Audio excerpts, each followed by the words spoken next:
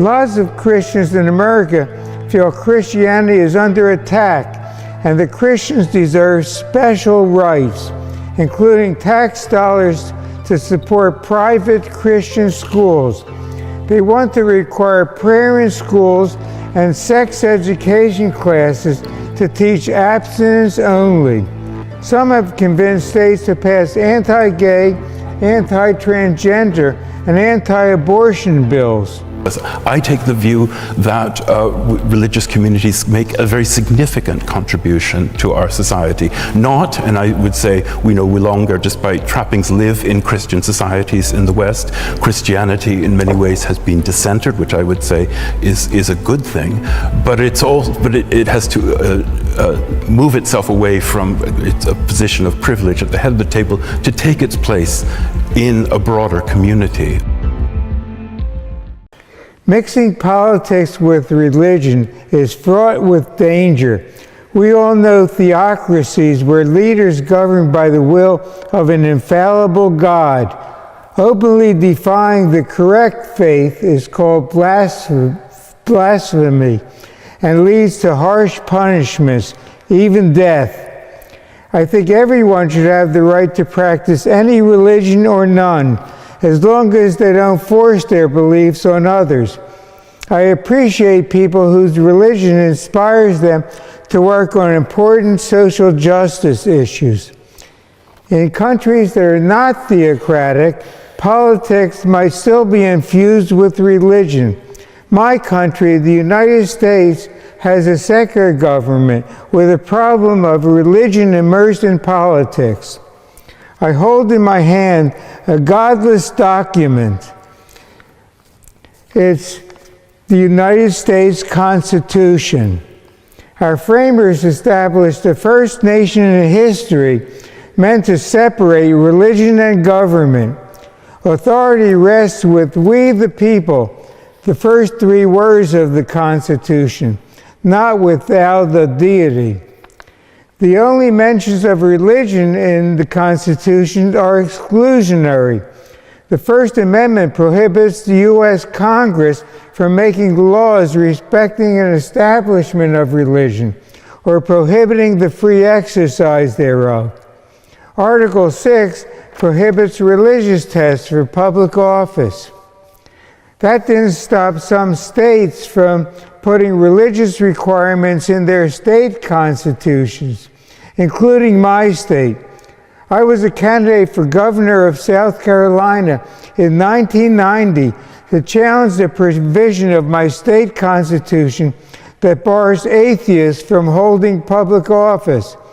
After an 8-year legal battle, I won a unanimous decision in the South Carolina Supreme Court, striking down this unconstitutional religious test requirement.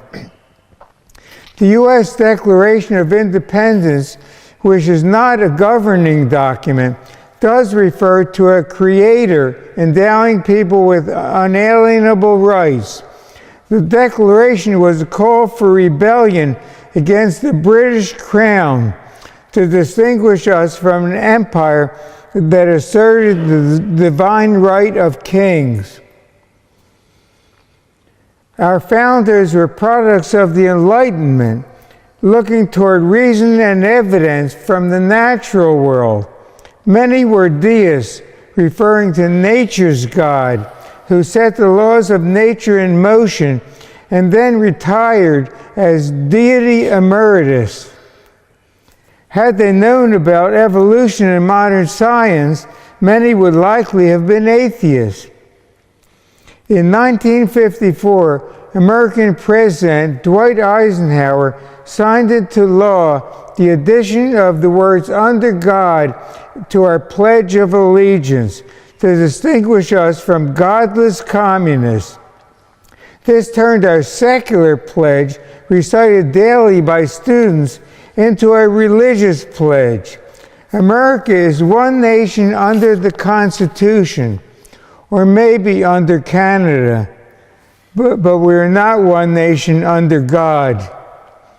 Similarly, "In God We Trust" became our controversial national motto in 1956 at the height of the Cold War with the Soviet Union, replacing the more inclusive motto, e pluribus unum, Latin for out of many one. The Ten Commandments are another divisive issue. Many Americans who want them displayed in schools and courts either don't realize or don't care that the first commandment, thou shalt have no other gods, conflicts with the First Amendment, which guarantees the freedom to worship one, many, or no gods. Churches and individuals are certainly free to post the Ten Commandments openly, just not on government buildings. In 2016, Donald Trump became president in large part because of overwhelming support of white Christian evangelicals. Many are also white Christian nationalists who long for the olden days when their white privilege enabled them more easily to discriminate against those of a different race and those with non-Christian or no religious beliefs. These white Christian nationalists are trying to rewrite American history, claiming that the U.S. was formed as a Christian nation. Religion and politics have always been a dangerous mix. History shows that when governments claim divine authority, reason and human rights disappear. During Europe's Middle Ages, questioning the church could mean torture or death. The same pattern appears in modern theocracies like Iran or Saudi Arabia, where laws come from religion, not evidence or human equality. Silverman is right that America's founders built a different model. The Constitution never mentions God. It gives power to the people, not to priests or kings.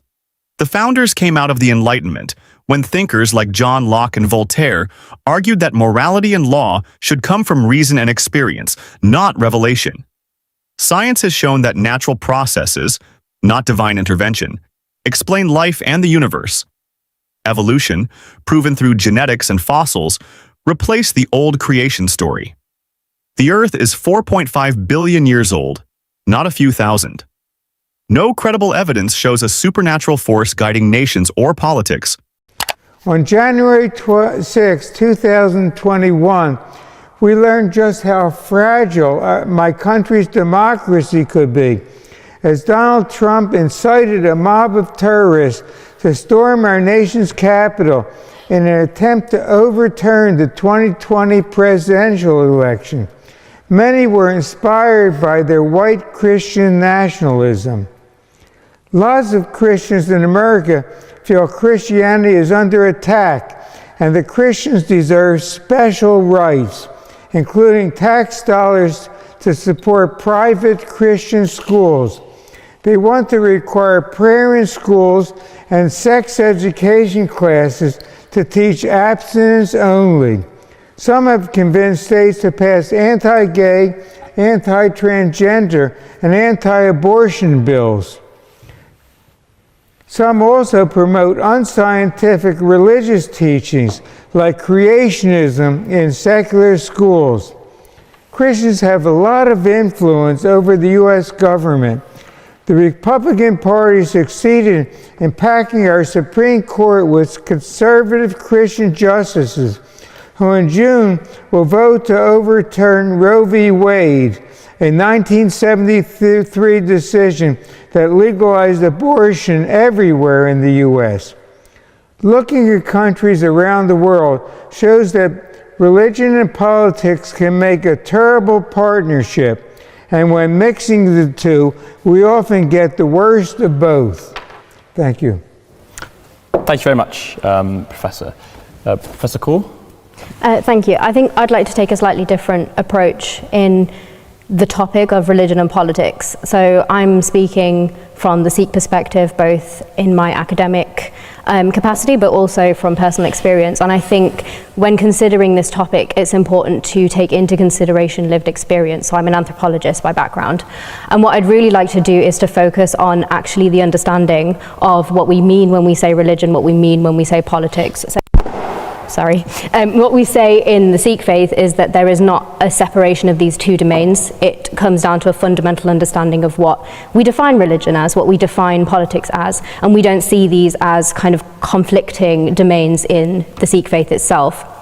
So I really want to draw attention to the way that we understand these concepts. So for example, in the Sikh faith, there is no term specifically for secular. So in the spoken language, there is no term for secular, there is no term for religion. We talk about dharam, which is this all-encompassing worldview. And so within that, all of these thoughts, mindsets, and beliefs are part of that. And when we talk about a divine or a god, we don't mean this very kind of Abrahamic definition of a god, and so this does not permeate the way that Sikhs practice and believe their faith. So I don't see this as being a fundamental issue for Sikhs in the way that they practice. Having said that, religion and politics have taken a more academic approach in general discourse, and what that means to say is that then they are set up as these two dichotomous realms.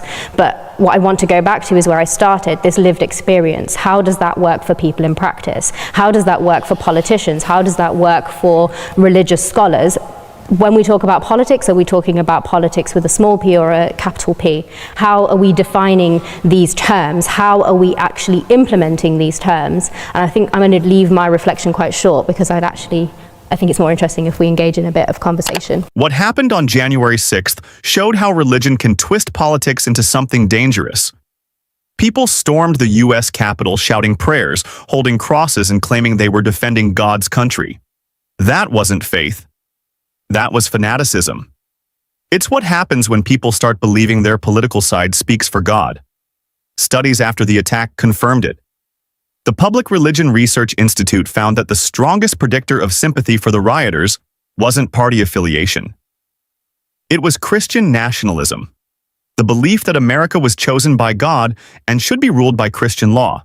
That mindset doesn't protect freedom. It destroys it. We're now seeing laws shaped by that same thinking. Bans on abortion, attacks on LGBTQ+ rights, and science being replaced with dogma in classrooms. The data is clear. Abstinence-only education doesn't work, and teaching creationism isn't education, it's indoctrination. Yet billions of tax dollars still fund religious schools pushing those views. The truth is, when government bends to religion, everyone loses, believers and non-believers alike. The founders built a secular nation for a reason, to protect us from this exact kind of moral dictatorship. Faith should guide personal life, not public policy. Because once religion controls politics, reason stops leading the way. Thank you very much, Professor Gordon. Thank you very much. It's a great pleasure to be here. I am by training a historian of the early modern period with a particular interest in the Reformation, and just to pick up on some of the comments already, it likewise is a world in which politics and religion cannot be separated, and it certainly wasn't in their mind. And one of the things that I think is significant about the Reformation was that it brought a new way of thinking about the relationship between the temporal powers, spiritual powers, and the way in which the Reformation was itself inherently not only political, in the sense that the reformers decided very early on that what had to happen was that if there was to be any chance of success, the reform of Christianity had to be tied to political authority. So right from its inception, the Protestant Reformation was inherently political. But what they understood by this political was the kind of the coterminous that the body of the faithful of the church was that of the state. But very quickly, and I'll just make a broad story very short, it became a movement that in many ways ate its own principles, that the Protestant churches, having emerged as a movement of rebellion, as resistance against medieval Catholicism, very quickly instituted itself and began to practice very much many of the things in which it had reacted. Violence, it was putting persecution, it was putting dissent to dissenters to death very quickly after the implementation of the Reformation. So this is a subject that interests me very much as a historian of the pre-modern world is the very sort of fluid relationship between religion and politics, and what have been some of the consequences of that, particularly through the Reformation, the growth of religious diversity, the fragmentation of the Reformation into many different religious movements, which created questions of coexistence. How do you deal with difference in terms of religion within political bodies? This is, by the 17th century, is a central question. Starts to raise issues of toleration. John Locke and some of the early thinkers about this. I'm not saying there's a linear development, but these are the questions of religion and pluralism are very important. And I think that's actually a helpful thing for us to reflect on in our contemporary discussions. I am a practicing Christian of the Reformed tradition, a kind of progressive perspective that sees very much engagement in the world in terms of, and some of the things that have already been mentioned, social reform, social justice, questions that are very important to us. I take the view that religious communities make a very significant contribution to our society. Not, and I would say we no longer, despite trappings, live in Christian societies in the West. Christianity in many ways has been discentered, which I would say is a good thing, but it has to move itself away from a position of privilege at the head of the table to take its place in a broader community of religious communities and non-religious communities, in offering something which I think can make a significant contribution to our society. Not from, as I say, a place of domination, of privilege or power, but as communities who are actively engaged in a whole range of activities that are of enormous social benefit. So I'm very keen to engage in this conversation in ways in which I think religious communities make a significant contribution to society. Thank you very much, Professor Gordon. Last but not least, Dr. Freud-Kandel. Thank you. It's lovely to have Locke and tolerance referenced, because my interest in this topic is primarily in terms of my background is in theology and the study in particular of the Jewish community in Britain and the pathways of resettlement that the Jewish community has navigated, in which undoubtedly the role of tolerance as a central defining principle in the British political system played an incredibly important role in the different ways, the different pathways in which Jews found a place within British society. Having said that, my particular interest in examining that journey of the Jewish community in Britain entails understanding and examining the influence that an established church has precisely had on the opportunities that minority religious groups were able to enjoy in a British context. And there, as I say, the influence of Lockean toleration in combination with the role of an established church in the way in which it played out in an English context was incredibly important, on the one hand in a very positive way, in enabling Jews in Britain, in a very notable contrast to the experiences of Jews, for example, in continental Europe, from having to undergo a process of having to explain away and their role, their acceptability within British society. The notion of tolerance in an established society in Britain meant that Jews in a British context were discriminated against in terms of being non-Anglican, but they were not discriminated against as Jews per se, and that significantly altered their experience. But having said that this was a positive on some level, there is a flip side to that. And Bill Williams is a social historian who coined the term the anti-Semitism of tolerance to characterize the Jewish experience in Britain. What does that mean? It means that the whole premise of tolerance is that there is one correct view, and that is Anglicanism in an English context. But within the parameters of that notion of tolerance, there is an acceptance of alternative views, albeit while not accepting them as fully ideal. So this anti-Semitism of tolerance impacts on the way in which the Jewish experience developed, leading the Jewish community in Britain precisely to construct institutions which in many ways can be seen to seek to offer parallels to the Church of England, because that was the way in which Jews in Britain felt that they had to seek to find a pathway to being fully accepted. And so that's why we see the emergence of centralized institutions as critical to the formation of the Jewish community in Britain, often at the expense of creativity within the community, because the emphasis is on creating umbrella bodies that can provide parallels to Anglican structures. But by creating these umbrella bodies, you focus on that which everyone shares rather than creating a space in which to articulate alternative voices. And so those are my sort of primary interests in terms of the interrelationships between church and state, religion and politics, the way in which on the one hand it can be incredibly beneficial, but on the other hand in terms of the very severe challenges it poses. But I'm looking forward to the discussion. Professor Gordon reminded us that the Reformation started as a rebellion against religious power, but quickly became another form of control. That cycle of faith movements rising against oppression only to become oppressive themselves is a pattern we've seen for centuries. Once religion and politics merge, power corrupts both. The church used to burn heretics. Now it simply legislates morality. The method changed, but the mindset didn't. Even Gordon admits that Christianity in the West has lost its privileged seat at the table, and that's progress. True equality begins when no faith claims authority over others. Religion can still do good, but only when it operates from compassion, not dominance. Dr. Freud Candel's analysis of tolerance in Britain reveals the same tension. Tolerance sounds fair, but as she explained, it was really permission granted by those in power, an acceptance that still implied inferiority.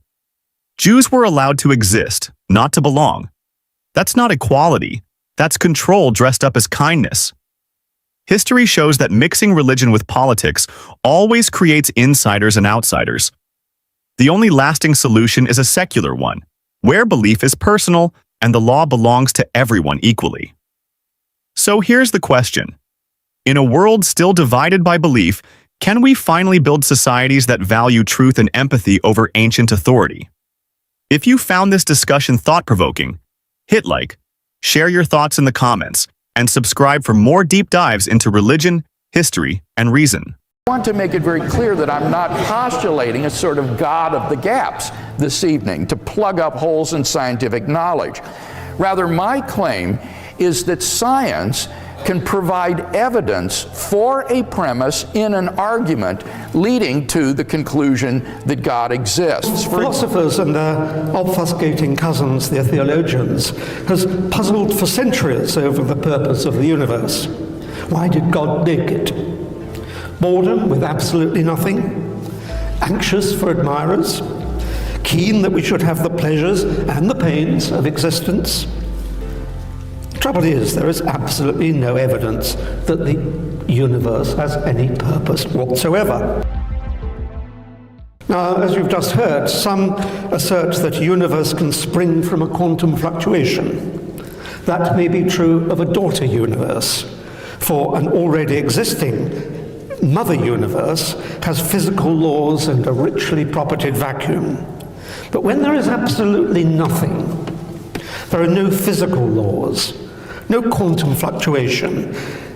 It's an empty term for the emergence of an original universe. And to make things harder for myself, but with an eye on trying to answer and not evade a deeply important question, I shall set aside the simpler problem of a daughter universe and consider the formation of an original universe. Did that original universe, although perhaps contingent, have to be caused? You have to realize that physical laws, which are summaries of observed behavior, come into existence as a universe comes into existence. That includes issues of causality.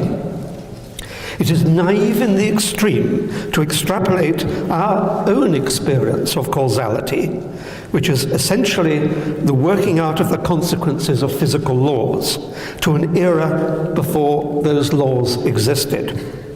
It is entirely possible that the unique event that marked the inception of the physical laws was itself an uncaused event.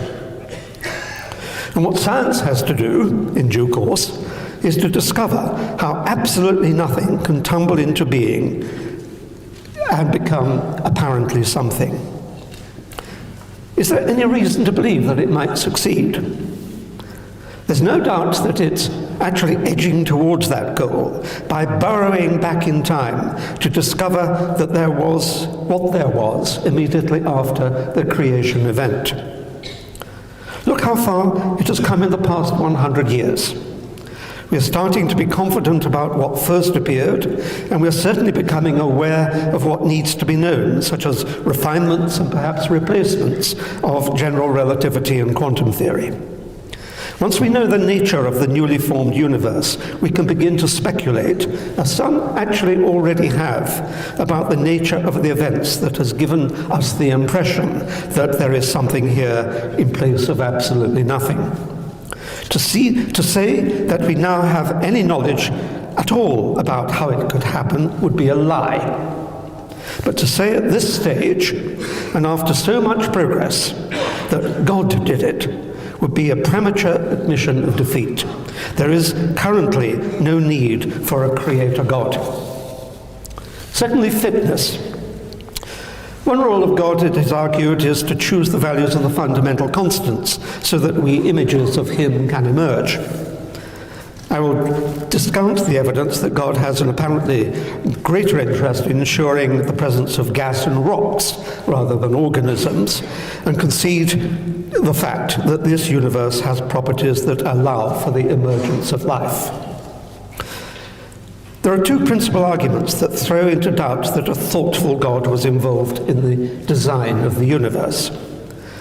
First, it could be the case that only a certain mix of fundamental constants could come into existence for a viable universe, and the fact that they allow life is just a happy accident. Second, it could be the case, and theoretical models give some credence to it, that ours is not the only universe. And if there is more than one universe, then there is no obvious reason why there is not an infinite number of universes. Why stop at 2?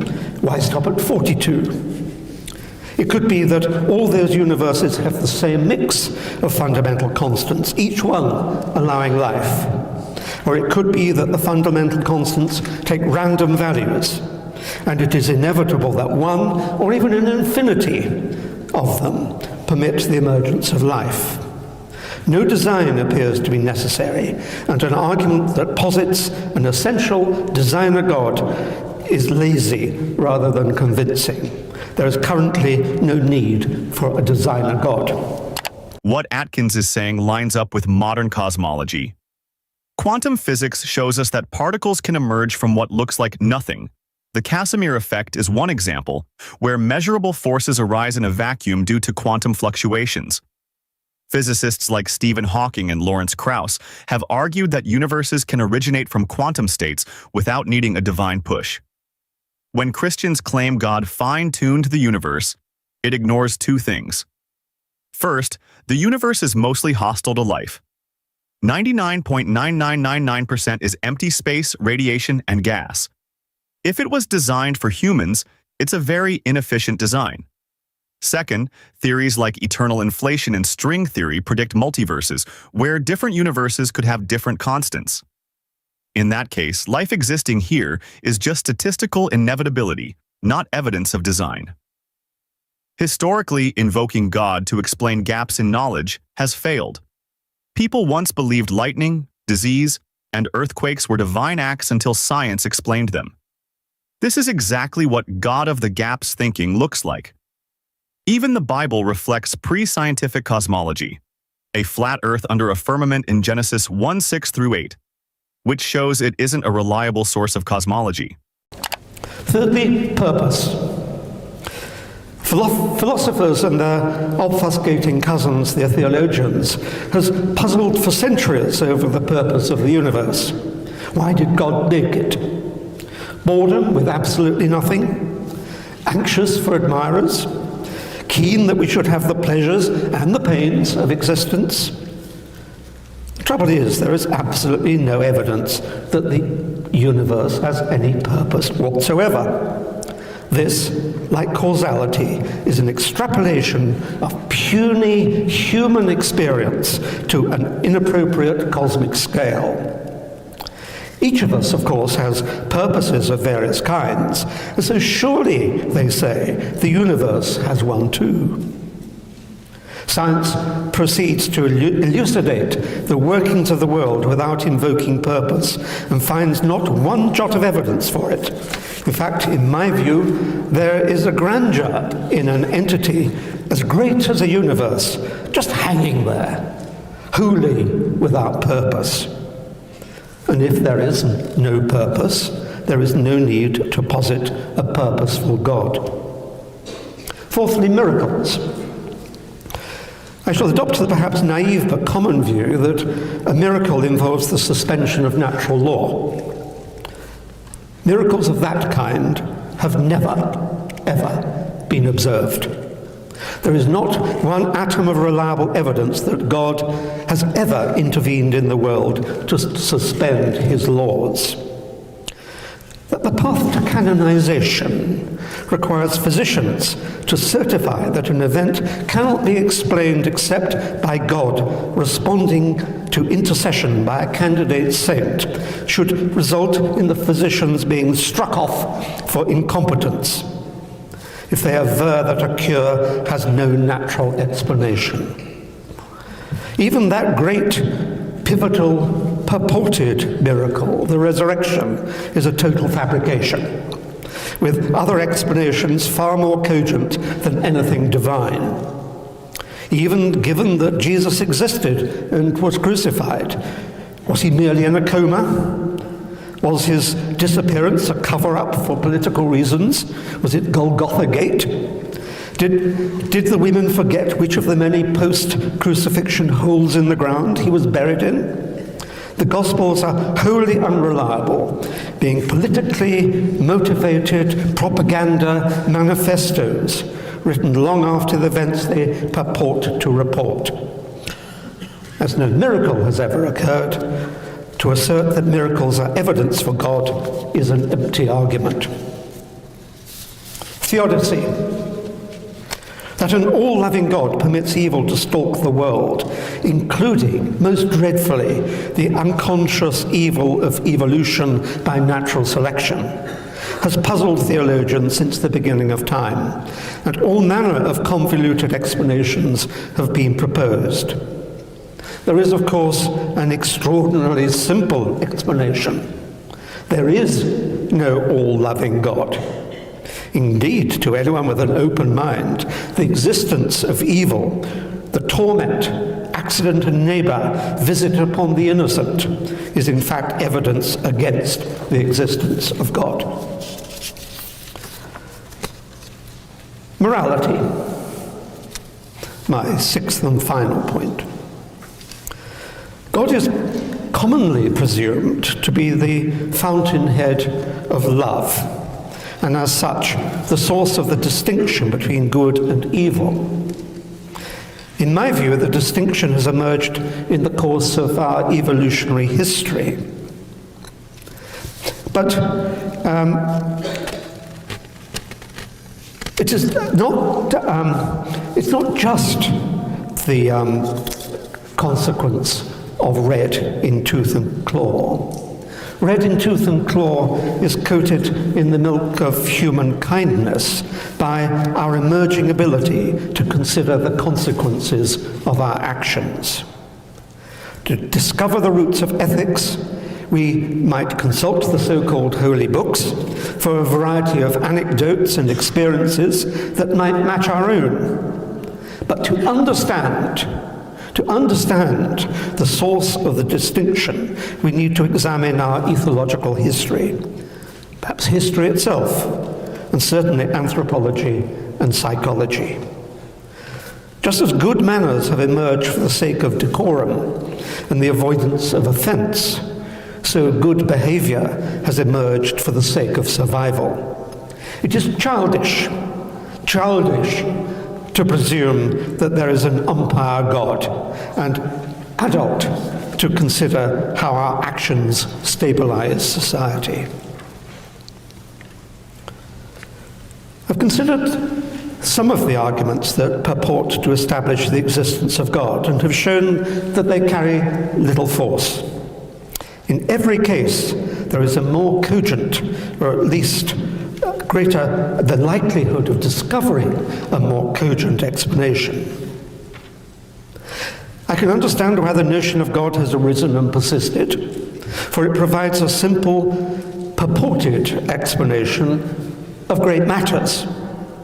It is a comfort blanket for the anxious and deprived, and it is a powerful weapon of control.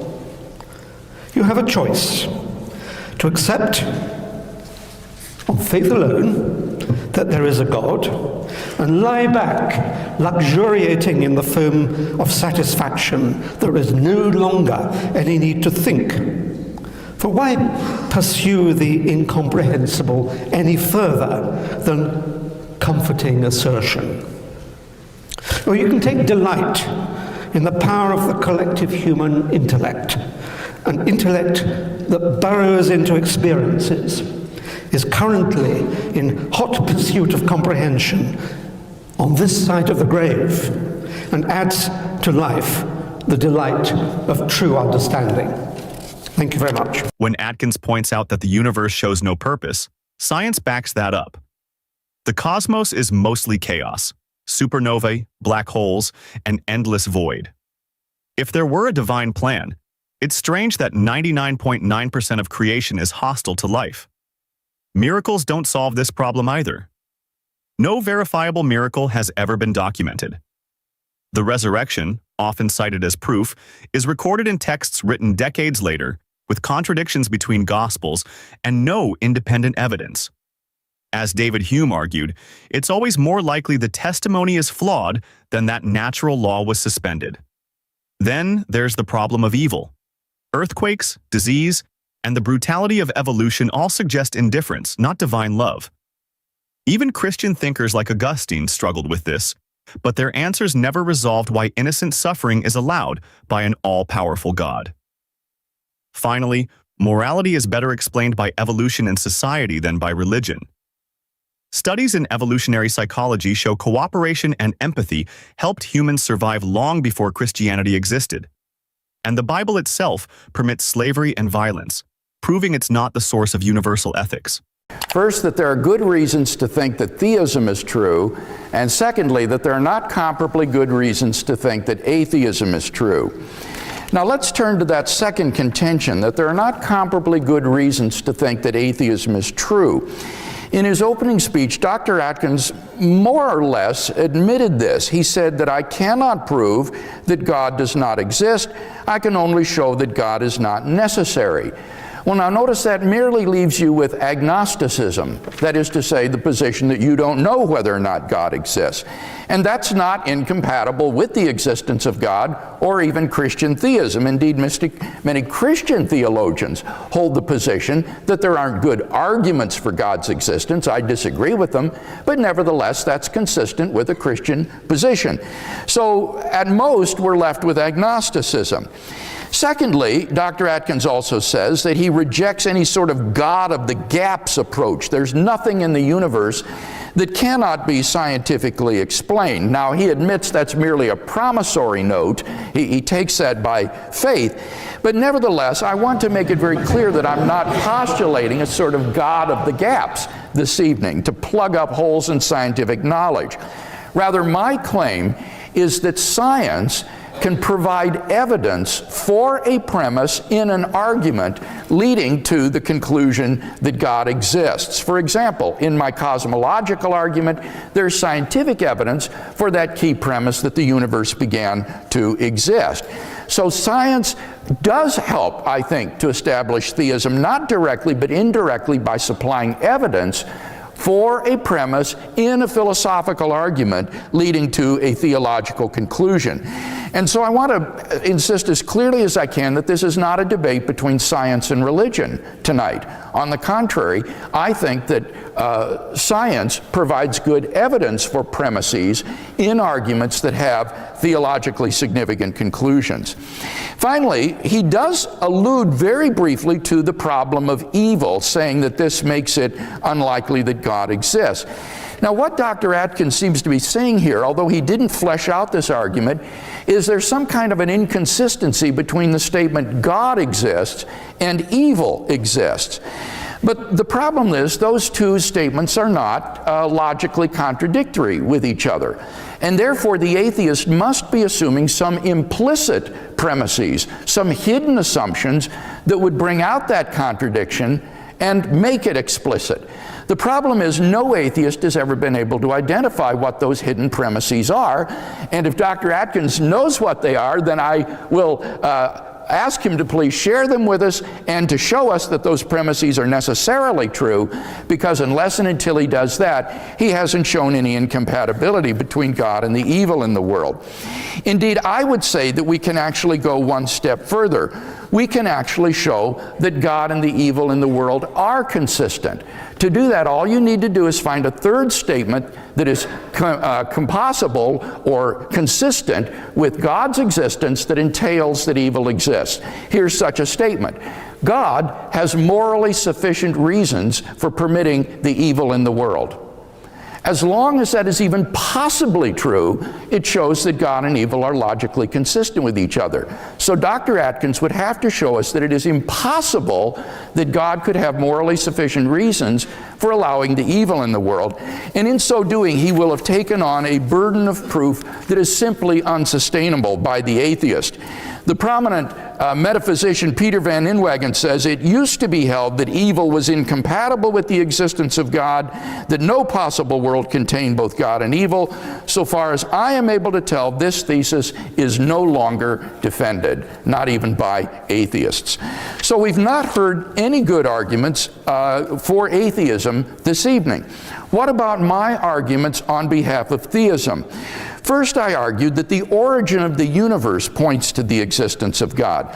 I argued first that the universe began to exist, and I presented both philosophical arguments and scientific evidence in support of that premise, and Dr. Atkins doesn't deny it. Then I said, if the universe did begin to exist, then there was a transcendent cause of the universe which brought it into being. And here Dr. Atkins says, well, science can't explain how nothingness can turn into something, but he hopes that eventually it will. Now, it needs to be understood, first of all, that Professor Atkins is asking the wrong question. The question is not how nothing can turn itself into something. That is to treat nothingness as though it were something. But nothingness isn't anything. It has no properties, no powers, no potentialities. It can't turn itself into anything. The question, rather, is, why did the universe come into being? Why did the universe begin to exist? We're looking for a cause of the universe. And what Professor Atkins says in his book on being is that, in fact, the universe never really began to exist because nothing exists. He says the positive and negative energy in the universe balance each other out, and thus on balance there is zero energy, and therefore really nothing exists. Not you, not me, not Professor Atkins, not the universe. Nothing exists, and therefore there's nothing to explain. Now I want to say, first of all, this is a really bad argument. Just because there's positive and negative energy in the universe doesn't mean that therefore there's nothing. That would be like saying that if I've got 10 pounds in my wallet and I owe you 10 pounds, then in fact I've got nothing in my wallet, which is absurd. Just because on balance I have no financial statement of a positive nature doesn't mean I don't have any money or that money doesn't exist. And thus Christopher Isham, who is a quantum cosmologist at Imperial College, points out there still needs to be ontic seeding, as he puts it, to create the positive and negative energy in the first place. So this is a bad argument for nothing's existing. Secondly, I want to say, in any case, the conclusion is absurd. First of all, it's self-contradictory. If you say there is positive energy and there is negative energy, the is an existential is in those statements. You're saying there exists positive energy and there exists negative energy, and that contradicts the statement that nothing exists.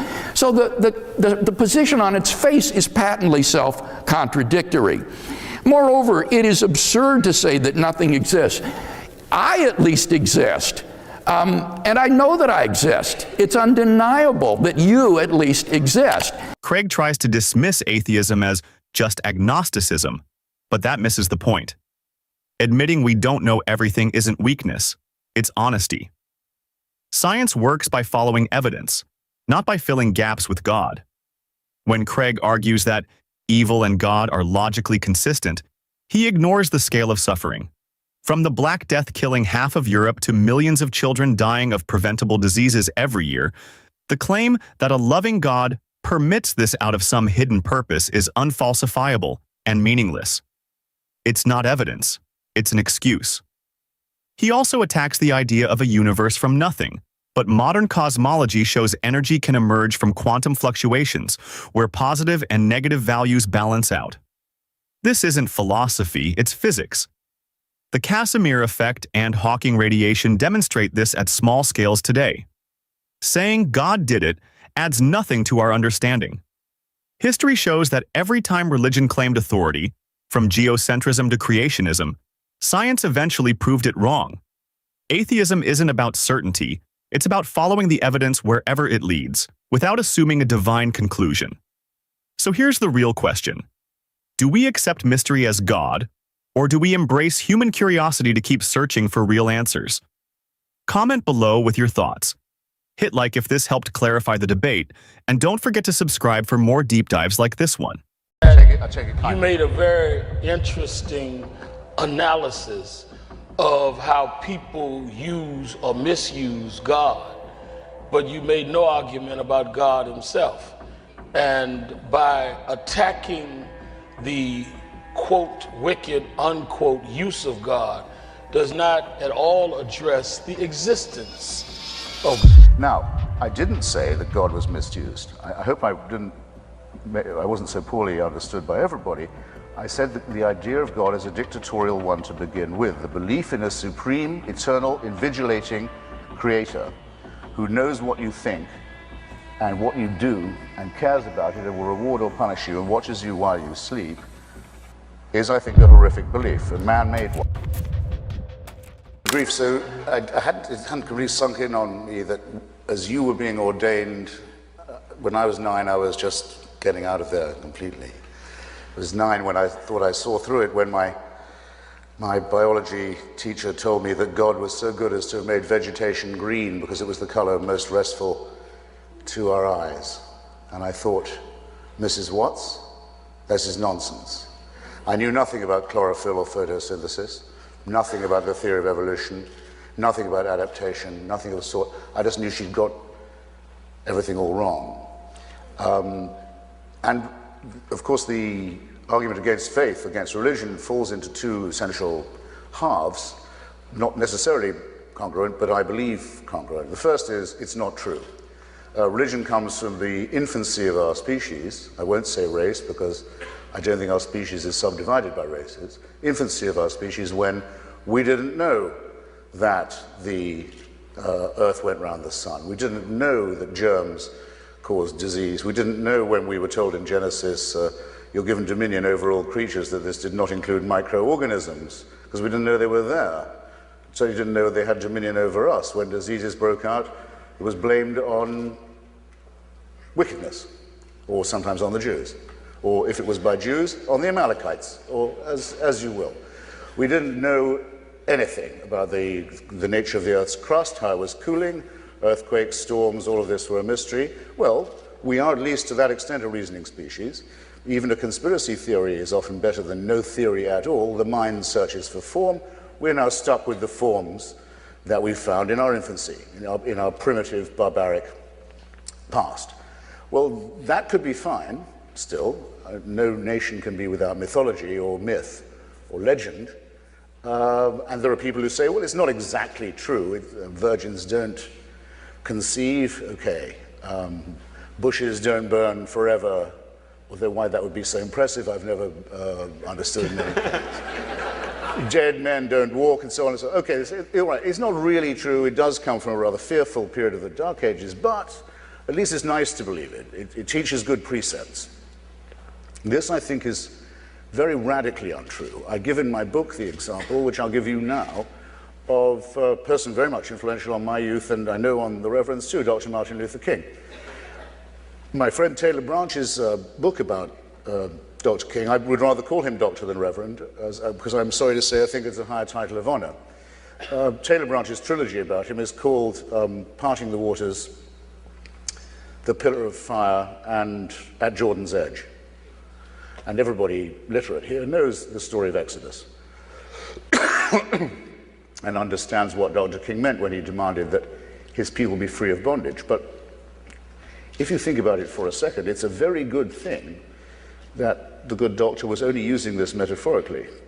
If he'd really been invoking the lessons of Genesis and Exodus, he would have been saying that his people had the right to kill anyone who stood in their way, to exterminate all other tribes, to mutilate their children's genitalia, to make slaves of those they captured, to take the land and property of others, to engage in rather long and hideous and elaborate arguments about ox goring, and finally, which is the sentence that ends that, or the verse that ends that section of the book, should not suffer a witch to live, the warrant for witch burning. In other words, in these books, there are the warrants for genocide, for slavery, for the torture of children, for disobedience, for genital mutilation, for annexation, for rape, and all the rest of it. It's a very good thing that this is man-made. There are those who say that they wish they could believe, and I suppose a decent atheist could say that if only for lack of evidence he wishes he or she could. I can't be among their number. I'm very glad it is not true that there is a permanent, unshakable, unchallengeable celestial supervision. A divine North Korea in which no privacy, no liberty is possible from the moment of conception, not just till the moment of death, but until well after. I've been to North Korea, and now I know what a prayerful state would look like. I know what it would be like to praise God from dawn till dusk. I've seen it happen. And it's the most disgusting and depressing and pointless and soulless thing you can picture. But at least with North Korea, you can die and you can leave. Christianity won't let you do that, because I mentioned another thing about the Old Testament. The Old Testament may have, any Jews and Christians who like it may like this too. They may have genocide, rape, racism, all the rest of the things I've mentioned, but it never mentions punishment of the dead. When you're done, when you're in the mass grave into which you've been thrown as an Amalekite, it's over. Not until gentle Jesus, meek and mild, is the concept of hell introduced. Eternal torture, eternal punishment for you and all your family for the smallest transgression. I have no hesitation in saying this is a wicked belief. I've also no hesitation in saying, and I mustn't trespass on the Reverend's time, that we don't need it in two senses. One is it's wicked. Two, we have and always have had a much superior tradition. We know that Democritus and Epicurus worked out in ancient Athens the world was made of atoms, that the gods did not exist and certainly took no interest in human affairs, and would be foolish to do so, and would be wicked if they did. We have the tradition that brings us through Galileo and Spinoza and Thomas Paine and Voltaire and Thomas Jefferson and Bertrand Russell and Albert Einstein, men of great wisdom and insight, by all means struck by the awe-inspiring character of our universe, by all means open to devotional music and architecture and poetry, by all means aware of the transcendent, but look through the Hubble telescope if you want to see something that is awe-inspiring. And don't look to blood-stained old myths. Now, why now? Why am I doing this now, people ask? Well, I'll tell you why now, because in the last few years it's become impossible to turn a page of a newspaper without being, as the religious would say, offended. In other words, I don't think I sound self-pitying if I say that I'm offended that a cartoonist in a tiny democratic country in Scandinavia, Denmark, can't do his job without a death threat, and that no American magazine or newspaper would reprint those cartoons, either to elucidate the question or in solidarity. I'm offended that civil society in Iraq is being destroyed, leveled by the parties of God. I'm offended that people in this country believe that they have the right to advocate the teaching of garbage to children under the fatuous name of intelligent design. I believe that where... I thought you'd never clap. Just as I believe that where religion ends, philosophy begins, where alchemy ends, chemistry begins, where astrology ends, astronomy begins, and now whether people will say, well, let's give equal time to astrology in the schools, it's nonsense, dangerous and sinister nonsense. The Pope says, AIDS may be bad, but condoms are much worse. What kind of moral teaching is this? And how many people are going to die for such dogma? You see what I mean? I'll be very brief. There's an end to this, an end particularly to the cultural cringe that says that if someone can claim to be a religious spokesman, they are entitled to respect. I have to say it in your presence, sir. I think that the title Reverend is something people should be more concerned to live down than to live up to. Thank you. When we look at history, it's clear that many core Christian claims collapse under basic evidence. The Genesis creation story says, the earth was made in 6 days about 6,000 years ago.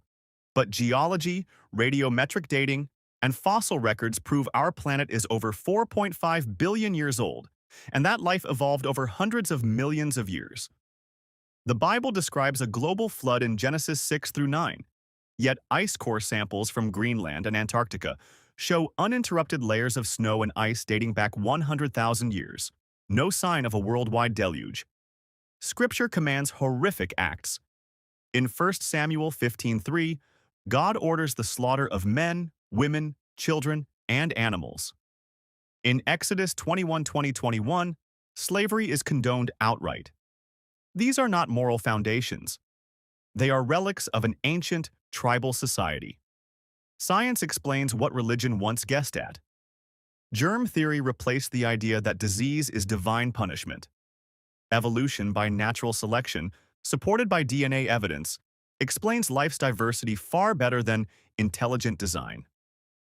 The Hubble telescope shows galaxies billions of light years away. Impossible in a 6,000-year-old universe. And Christian teachings still cause harm today. The Catholic ban on condoms worsened the AIDS crisis.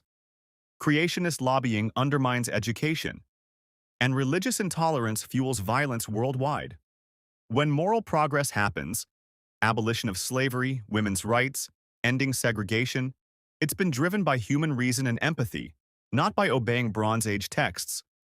I think that you made a very interesting analysis of how people use or misuse God, but you made no argument about God himself. And by attacking the quote wicked unquote use of God does not at all address the existence of God or non-existence of God. We are sitting in a room that, because of lights, we assume that there is electricity in the building. Electricity can light up a room or burn it down. It does not mean electricity does not exist because it burns the building down, or that it is inherently wicked. It is how people use it. So clearly, people have misused God as they've misused other things that are possibly positive. But its existence is not in any way proven or disproven by you giving a long diatribe on those that have mishandled and misused God, because there are many that you can cite that have acted in a way that shows the goodness of God. Your book, God is Not Great, could be refuted by many that feel he is great or she is great, whatever way you relate to God. Science, to me, does not wipe away the existence of God, because science had to start somewhere. So to pick up mankind in its evolving state does not tell me where mankind began, how it became a long story of ordered steps. Well, who ordered them? Why do things follow such a natural progression? Who set the progress? And in fact, even the term wicked If there is no God, and if there is no supreme mechanism that governs the world, what makes right right and what makes wrong wrong? Why don't we just go by whoever's the strongest at any given period in history? Because nothing is wicked. Because whoever's in power at the time would determine what is wicked and what is not wicked, because there's no real moral code, because there's nobody to judge that. So at one hand, we're going to argue God doesn't exist. At the other hand, we're going to call people wicked. Wicked according to who? And according to what?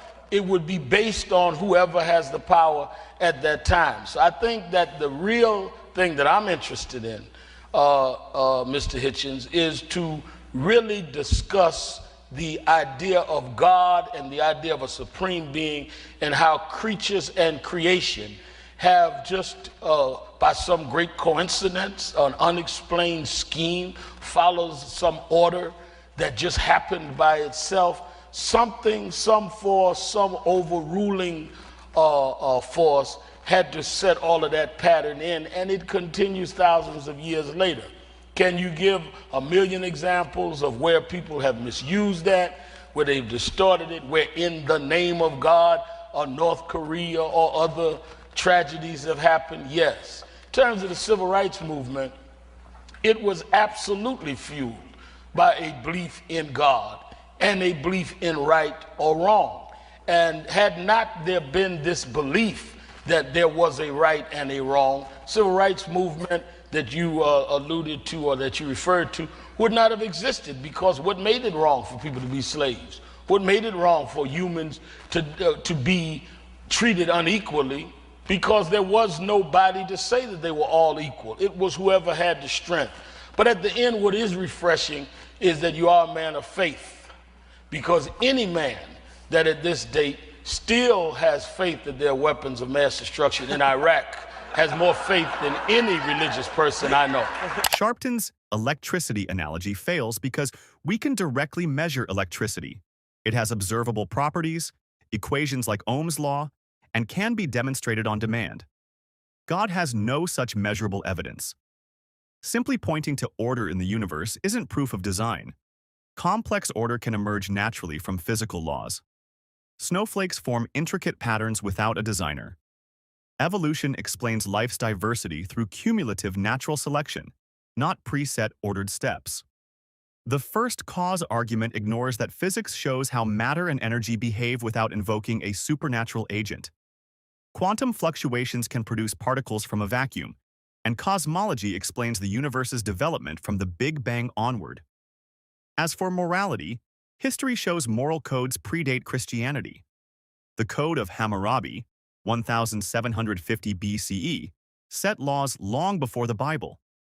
Morality is rooted in empathy, cooperation, and the social contracts that allow humans to thrive, not divine decree. If morality required God, then God's own commands in Scripture, like ordering genocide in 1 Samuel 15:3, would be good, yet by today's standards they're horrific. The civil rights movement wasn't exclusively powered by religion. Leaders like Bayard Rustin drew on secular human rights ideals, and morality is equally championed in secular societies today. A belief system isn't validated by the good some people do in its name, just as belief in Zeus or Odin wasn't proven by acts of kindness in their followers. The belief that there were weapons of mass destruction, or rather the conviction that Saddam Hussein was interested in weapons of mass destruction, you could, I suppose, describe as an argument from design. In other words, he'd had them before, he'd known how to conceal them, he'd used them several times, he seems to be prepared to risk his entire political career on the idea of reacquiring them. I would say that was not a belief that had no evidence, and I would say that anyone who treated him as if he was innocent on the subject would be a sap, actually, would be my short word for it. Second, on the civil rights movement, I expected you to be more assertive. I don't know what Dr. King's private convictions about religion were. I know that he studied Hegel, I know that he studied Marx, I know that among his very close entourage were a large number of secular socialists and communists. You know their names too. Stanley Levinson is probably the best known, but among the black civil rights leadership, Bayard Rustin, secular socialist, Philip Randolph, secular socialist trade union leader. These were the building blocks for the March on Washington, as was Victor Reuther and many others. The belief that it is illegal as well as evil to keep black Americans in subjection does not require any supernatural endorsement. It had been proved repeatedly in law and in morality and in ethics, and demonstrated in practice. The only thing that had always been consistently justified by the churches was initially slavery, the right to hold someone as a slave, biblically warranted, and the right to keep the races separate, which is endorsed by a church that, just to give a contemporary example, one of the current candidates for the Republican nomination is a member of a church, the so-called Mormon Church of Latter-day Saints, that until 1965 had it as an article of faith that the Bible separates the sons of Ham and makes them lesser. Well, I don't have to discredit a text like that because I don't think it has any authority. So in a sense, I return the question to you. Now, I didn't say that God was misused. I hope I wasn't so poorly understood by everybody.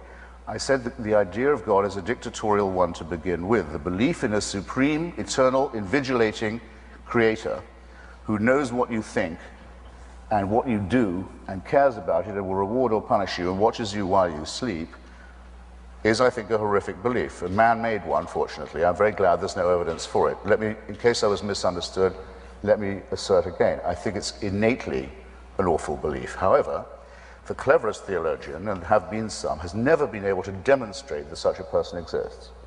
It's impossible to do so.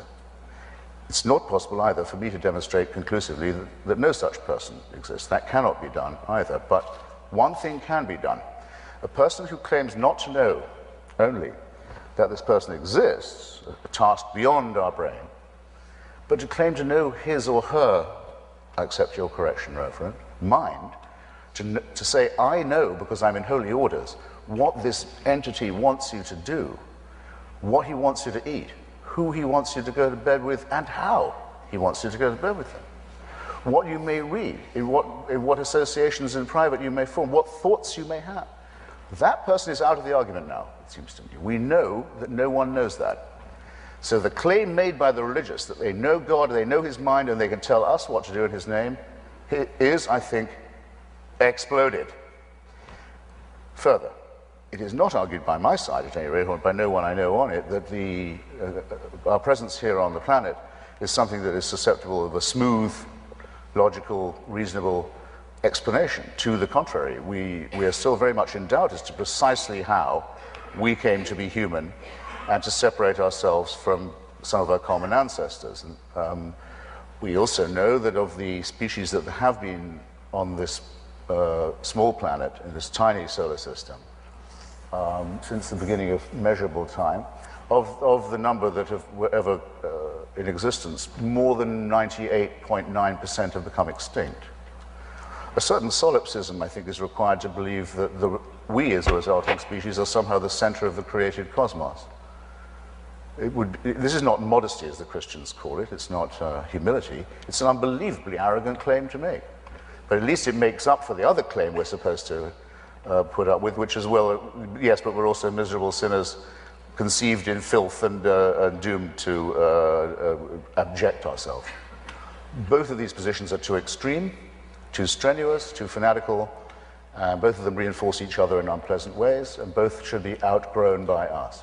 Hitchens dismantles the idea that morality or justice requires divine authority. The civil rights movement wasn't purely a religious project. Key figures like Bayard Rustin and A. Philip Randolph were secular humanists.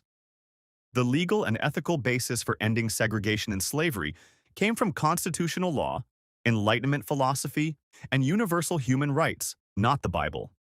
In fact, churches were some of the strongest defenders of slavery, citing verses like Ephesians 6:5 and 1 Peter 2:18 to justify it, and many Christian denominations opposed racial integration well into the 20th century. He's right that the concept of an all-seeing, all-judging God is not just unsupported by evidence, it's dictatorial by design. No one can prove God exists, but religion claims to know his mind, his rules, and how everyone should live. That's not humility, that's authority without evidence. Science openly admits it doesn't yet have every answer about human origins, but it has uncovered far more than religion ever did. From fossil records tracing human evolution to the staggering fact that over 98% of all species have gone extinct, showing we're not the center of creation. To believe otherwise is not modest faith, but human arrogance wrapped in theology. If we can build moral systems, laws, and compassion without appealing to invisible authority, why keep clinging to a worldview that's historically fueled slavery, segregation, and censorship? What do you think?